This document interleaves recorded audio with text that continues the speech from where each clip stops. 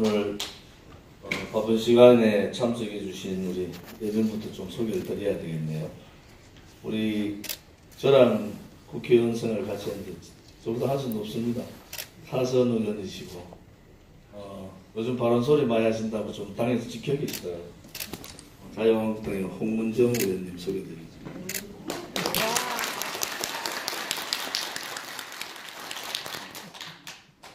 제가 정치 처음 들어올 때 친박연대로 들어왔어요. 그때 친박연대 대표였을 때 저분 얼굴도 보기 힘들었다. 저를 친박연대에 공천을 주시고 지금 이 자리에 서게 만들어주신 이규택 천만의 무죄 석방 공부에 공개하고 있습니다. 얼마 전까지 서울대 인문대 총동창 회장 하셨는데 대한애국당 들어오는 바람에 다 놓쳤어요. 우리 문대탄 법률상임 고문님이십니다.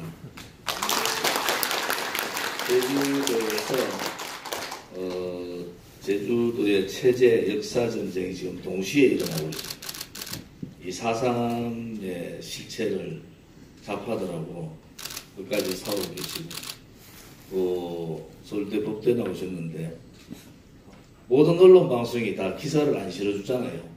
여기 우리 문대탄 상임 고문님은 아예 광고를 전면 하단 광고가 아니고 전면에 많은 전면 광고를 내셔가지고 양성태 대법관 부서 문제점, 법치 사망 문제 이런 것을 바른 말씀을 해주신 용기 있으신 분인데 자제가 5분인데 4분이 변호사세요. 그런데 자제분들이 오늘 제가 들었더니 그러시대 문상임 고문님 이제 진짜 죽을 때까지 이분이 8이 넘으셨어요. 그런데 죽을 때까지 대한애국당을 위해서 이제 죽을 일이 하나 생겼다고 사모님이 그렇게 말씀하시더랍니다. 감사드립니다.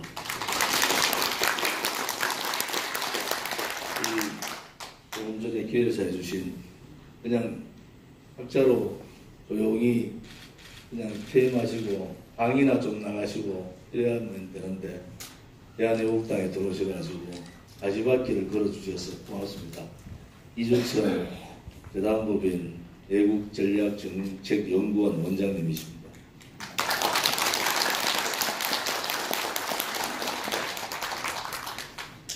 오늘 좌장도 맡아주시고 경제 분야의 발제 하봉규 우경대학교 정치외교학과 교수님 정치 분야입니다. 예.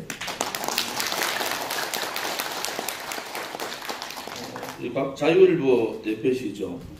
대구에 저 위에 국회 선배님이십니다. 올바른 언론을 만들기 위해서 고생하시는 곽성문 대표님. 경제 분야 발제는 우리 연세대학교 경제학 교수님 양준모 교수님.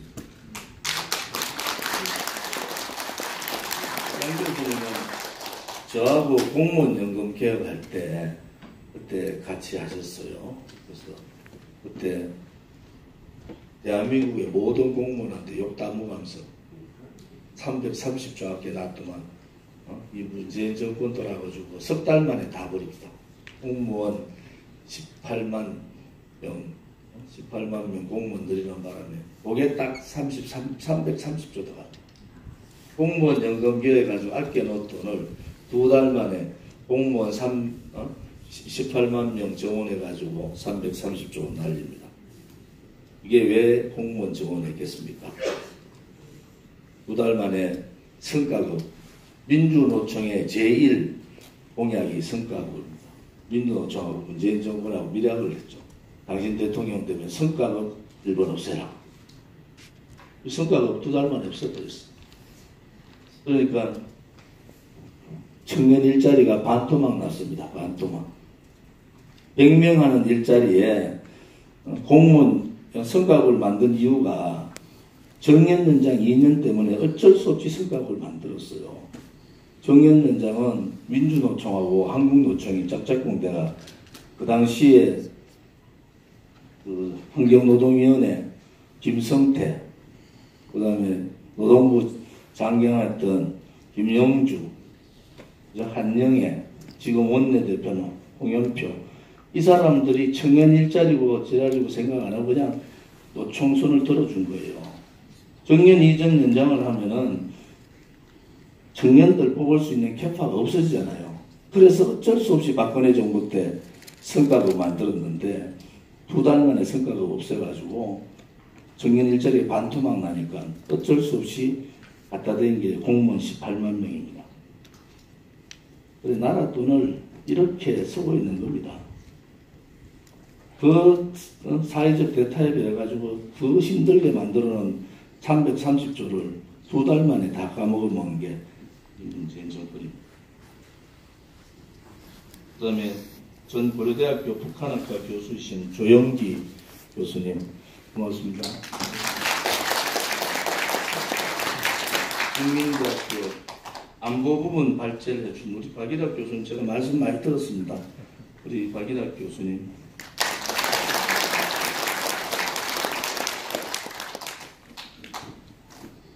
우리 요즘 연단에 오셔가지고 많은 돌풍을 일으키고 있는 젊은 오빠로 요즘 통합니다.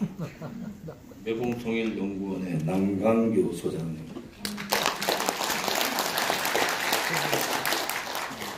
그 다음에 우리 당의 사무총장을 맡아주는 박태우 사무총장님. 농경하시다가 저하고 저 학교 뭐 제가 외대 정익관인데 외대 정익과 후배세요. 그거 뭐 이제 가지고 와가지고 지금 고생 많이 하고 있습니다. 그 다음에 한건영 최고위원님, 우리 젊은 한상수 최고위원님.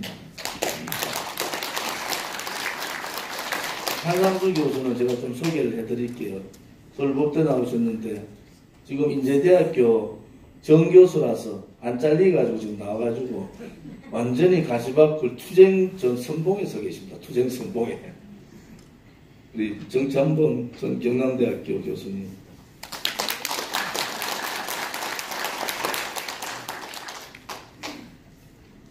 아까 이주천 교수님 보러 오셨다는데 우리 선배님 제가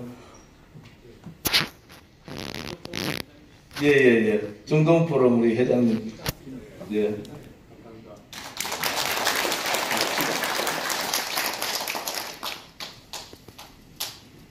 저희 대한애국당이 얼마 전 세미나를 여기서 가졌죠. 원래 들어와서 2번째 세미나를 가졌는데 저희들이 재단법인으로 애국정책전략연구원을 만들었습니다. 그래서 일정 부분의 예산을 배정을 하고 정책전략연구의 뒷받침을 많이 해줬으면 좋겠다 이렇게 말씀드렸는데 대한애국당은 잘 모르시는 것 같아요. 대한애국당은 95%가 정당에 한 번도 가입해보지 않은 분들이 모인 정당에 한 번도 가입 안 합니다. 박근혜 대통령이 대표 때도 정당에 가입 안 하고 그냥 정치 지도자들이 우리가 믿고 믿는 보수의 정치인들이 잘해줄 거다 이렇게 정치인을 믿고 일상생활에서 열심히 일을 하면서 사업하면서 교육에 봉직하면서 있던 분들이 이제는 나라가 다 망했다는 걸 보셨잖아요. 그래서 정당에 가입하신 분들 70% 이상이 대졸이십니다. 이 지금 대한애국당을 폄하하는 현실 있는 그대로 일주일만 방송에서 해주면은 자유한국당은 금방 무너집니다. 이분들의 생각이 지금 어제 경상도 말에 아래카인데 아직도 그렇게 잘 안 돼요. 어제 그저께 태극기 집회하는데 6만 명 모였습니다. 광화문 앞에서부터 세종대왕까지를 완전히 꽉 메웠습니다. 서울역에 빠져나오는데 1시간 걸립니다. 그런데 언론 방송들 안 씻잖아요. 그런데 그 6만 명이 그냥 어떻게 모였겠습니까? 조원진이가 이뻐가지고 6만 명이 온 게 아니에요. 한 번도 정당에 가입하지 않은 분들이 대한민국이 끝났다. 예, 대한민국이 이제 곧 공산화가 되겠구나. 먹고 사는 문제를 떠나서 경제는 벌써 사회주의화로 거의 90% 갔습니다. KDI의 젊은 교수들요. 그분들 다 90% 정책을 다 만들어놨다. 정치는 공포정치 하지 않습니까? 공포정치. 조금이라도 약점이 있는 사람은 앞에 나와가지고 못 떠들게 공포정치, 억압정치. 이제 재판부, 소위 말하는 사법부의 재판 판사들만 잡으면은 권력 쥐고 돈 쥐고 돈도 그냥 쥐었습니까? 박근혜 대통령 때 고령화, 청년 실업, 그 다음에 저출산 때문에 요거도 먹어가면서까지 1년에 25조 정도를 더 자금을 더 만들어 놨어요. 예산을.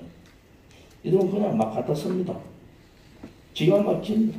예타하지 않는 예산 24조 갖다 줬습니다. 그것도 호남의 집중적. 공항 전부 다 적자. 우리나라 공항 중에 2군데 빼면 100% 적자인데 그러다가 새만금 공항 만들고 흑산도 공항 만들고 그 다음에 부산의 가덕도 공항 만들고 정신없는 사람들입니다.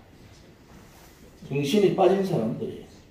그래라도 정권 쥐고 지금 이제 2년 가까이 지났으니까 이제 8년만 한 번만 더 정권 쥐고 하면은 대한민국 완전히 적화 만들 수 있다. 사회주의 만들 수 있다고 자신을 가지는 사람들.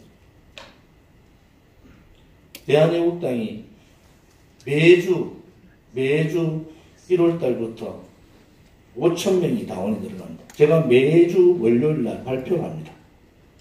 정당에서 5,000명이 당원이 스스로 넣는 정당이 있습니까? 대한애국당이 지금 매주 5,000명이 늘고 있어요. 매주. 자기 스스로 새벽밥 먹고 108차 태극기 집회를 한 번도 빠지지 않고 토요일 태극기 집회를 하는 아스팔트 정당, 우파 정당이 만들어진 겁니다. 누구하고 토론을 해도 한두 시간씩 토론을 할 수 있는 정신무장이 돼가 있는 그러한 정당이 만들어진 거예요. 그런데 이 좌파 독재 정권은 묻어버립니다. 언론방송이 장악하고 있는 민노총이 장악하는 언론방송은 대한애국당 아예 숨겨버립니다. 태극기 집회 대한애국당 뺍니다. 그냥 대한애국당 이름 빼버립니다. 그런데 좌파들 생각대로 안 됩니다. 이제 국민들이 진실을 알게 된 거잖아요. 정의가 뭔지를 알게 됐잖아요. 우리가 투쟁하는 것은 탄핵, 2016년 그 탄핵의 광풍은 그들이 말하는 촛불혁명을 한 겁니다. 대한민국의 정체성인 자유민주주의 시장경제에 반하는 촛불 사회주의 민중민주주의 혁명을 한 겁니다. 그래서 우리는 그들을 자유민주주의의 지금의 헌법으로 보면 그들은 촛불 쿠데타를 한 겁니다.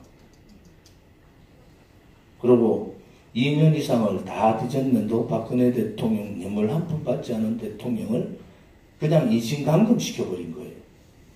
권력 찬탈한 세력 아닙니다. 그래서 우리 대한애국당 당원들은 다 압니다. 그것은 촛불 쿠데타를 통해서 죄 없는 대통령을 권력 찬탈한 세력들이고 그렇기 때문에 문재인은 대통령이 아닙니다. 저는 2년 전부터 이 목소리를 혼자 내고 저한테도 얼마나 많은 사람들이 공격을 하겠습니까? 그런데 그것이 진실이고 정의인데 어떡하겠습니까? 그 쿠데타 권력 찬탈 세력은 불의이기 때문에 그 불의하고 싸우는 것은 정의의 싸움인 겁니다. 전국에 여러분 안 가보셨죠? 지난달에 제가 경북지역 4일 동안 경북지역의 시군 단위를 다 다녔습니다. 이달에 경남을 도는데 제가 지난 금요일 날 경남 9개 시군을 다녔습니다. 이번 주 10개 시군을 다닙니다.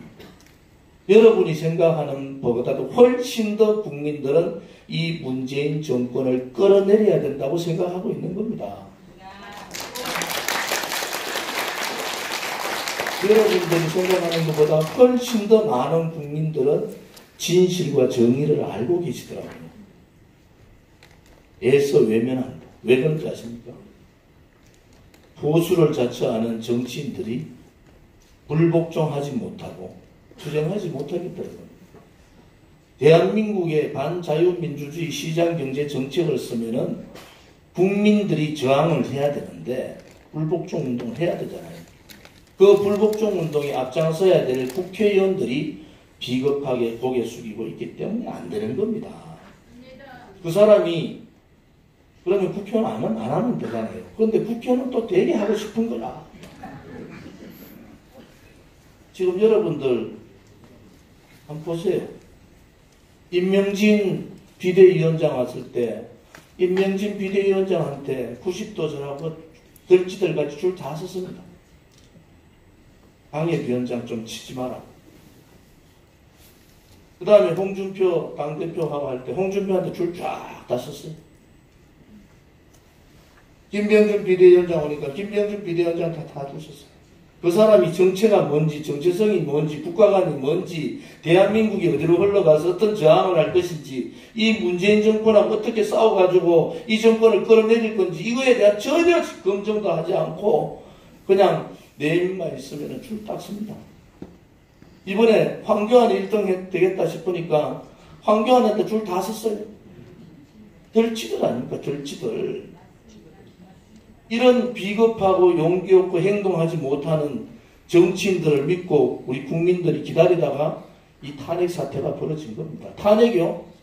절대로 우파 국회의원들이 배신 안 하면, 보수 국회의원 배신 안 하면 할 수가 없는 거예요. 이제 오세훈의 말, 박지원의 말, 저끼리 치고받고 난리가 났어요. 탄핵은 업무입니다. 업무. 탄핵에 찬성을 주동했던 유승민, 김무성 이런 인간들은 여러분 배신자 역적입니다. 맞습니다. 이 나라가 그렇게 가고 있지 않습니까? 제가 국회 탄핵 소추하는 2016년 12월 9일 날 정세균 의장한테 발언권을 신청했는데 발언권 못 받았어요. 제가 그 당시에 최고위원, 수석 최고위원 마지막에 제가 하소연을 했어요. 여러분들이 박근혜 대통령 탄핵하면은 좌파들한테 정권 넓히고 나라 망합니다. 그때는 여러분들이 책임져야 된다. 그때 그분들 의기양양하게 책임질 듯이. 왜? 반기문 대통령 만들어가지고 이현직 정제 해가지고 김무성도 수상 한번 해먹고, 박지원도 한번 해먹고, 홍석현도 한번 해먹고, 유승민도 한번 해먹고, 그런 업무 기획들이 다 들어있었잖아요. 정진석이라는 사람은 미국까지 건너가가지고 박근혜 대통령 눈 시퍼렇게 뜨고 있는데 반기문 보고 다음 집권하면은 해원하겠다고. 그런 사람들이에요. 이것이 어떻게 진실이고 정의입니까? 그래서 우리는 이 투쟁을 해야 된다. 이제는 제가 원래 반갑이잖아요. 이제는 우리 세대가 아니지 않습니까? 여러분들 지금 국회의원 있는 보수의 국회의원들을 두고 이 좌파 독재 정권하고 싸울 수 있다고 보십니까? 왜 못 싸우겠어요? 홍문정 의원님 사선 의원이지만은 계시잖아요. 국회의원, 교수, 무슨 한 20년 전부터 뒤지잖아요. 자, 그런 말씀드려요. 인적 쇄신, 사람 안 바꾸면 안 된다. 좌파 독재 정권하고 살 수가 없다. 그냥 좌파가 아니에요. 이 사람들은요, 검찰, 경찰, 국세청, 기무사, 국정원, 민정자료까지 다 지고 있는 좌파들입니다. 숨통을 열어줘야 되는 거예요. 지금 국회의원 100%, 저를 포함해서 100% 다 바꾸는 게 맞는데, 그러면 대한애국당에 아무도 안 들어올 거 아닙니까? 그래서 제가 80%는 바꾸자. 전제 조건 4가지를 걸었어요. 첫 번째 하나, 대한민국의 이 오늘 정체성, 이 정체성 국가관이 확실한 사람, 국회의원 정도 되면은 이 좌파 독재 정권하고 싸우려면 목숨을 걸지 않으면 안 됩니다. 몇 사람이 죽어나가더라도 이 좌파 독재 정권을 무너뜨려야 된다. 그래야지 국민들이 모이잖아요. 그런 사람. 두 번째는 어떠한 위협이 들어오더라도 투쟁할 수 있는 사람.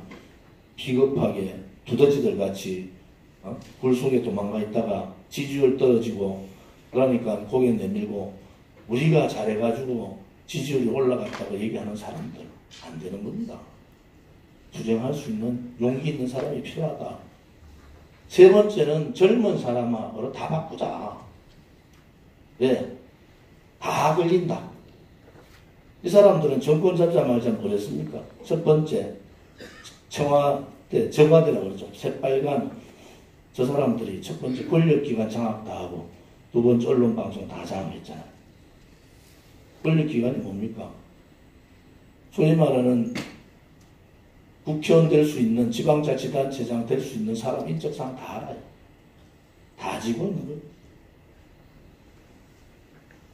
그래서 새로운 인물로 바꿔야지만이 다음 총선도 이기고 다음 대선도 정권 탈환할 수 있다. 이 사람들로는 못합니다. 저는 이 사람들요 3, 40명 왔다 갔다 할 수 있는 능력이 있는 사람들, 좌파들의 능력이 그런 겁니다. 지금 헌법이 어디 있습니까? 법이 없고 다 무너졌어요. 오늘 이 토론을 통해서 제가 이렇게 말씀드리는 것은 이 토론에 참석해 주신 교수님들도 대단한 용기를 가진 분들이다. 이제 용기 있는 우파의 목소리를 내는 사람들이 이 국회로 와서 새로운 정치를 해야 되지 않느냐 이런 생각을 가집니다. 이주천 우리 연구원장님을 비롯해서 많은 대한민국의 석학분들이 대한애국당이 나아갈 수 있는 길에 대해서 조금 불을 좀 밝혀주시고 저희들이 모자라는 부분이 있으면은 많은 조언과 많은 정책 제안을 해주시기를 부탁을 드리고 오늘 세미나가 멋있게 잘 진행되기를 바랍니다. 또 하나 오늘 유튜브 이렇게 나와 계신데 저희들 집회를 하면 제 연설이 일주일에 100만이 봅니다. 이제는 속일 수가 없는 거예요. 바깥에는 집회의 인원들이 3.1절 보십시오. 이제 몇십만이 모입니다. 그 많은 사람들이 장애투쟁을 하고 내부적으로는 유튜브를 통해서 전 세계에 다 전달되기 때문에 진실을 가릴 수는 없잖아요. 그래서 오늘 이 세미나가 우리 국민들뿐만이 아니라 전 세계의 동포들한테도 정말 길을 열어주는 그러한 세미나, 또 우리 지식인들도 용기 있는 분들이 있다 하는 그런 것을 보여주는 그러한 세미나가 되기를 간절히 부탁드립니다. 감사합니다.